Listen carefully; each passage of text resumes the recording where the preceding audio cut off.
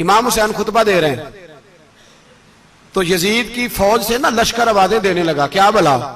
कहने लगे हुसैन जल्दी करो, या बैत करो या जंग करो, देर ना करो, हमारा जुमा लेट हो रहा है।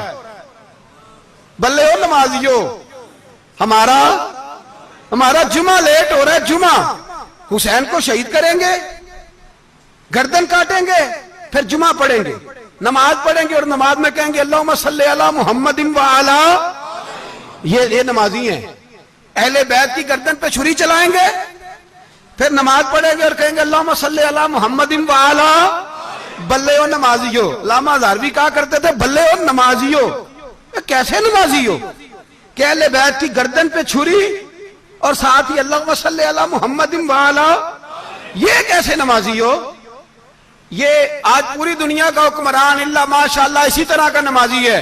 वो कहता मेरी फोटो देखी नहीं, मैंने ईद पढ़ी है मस्जिद में, देखा नहीं फोटो लगी हुई थी, मैंने भी ईद पढ़ी है, जुमा पढ़ा नहीं मैंने।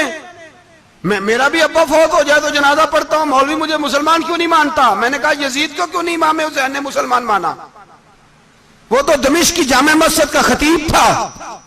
इमाम हुसैन ने सबक दिया है, सबक कि जानी शराबी को हुक्मरान बनाया जा सकता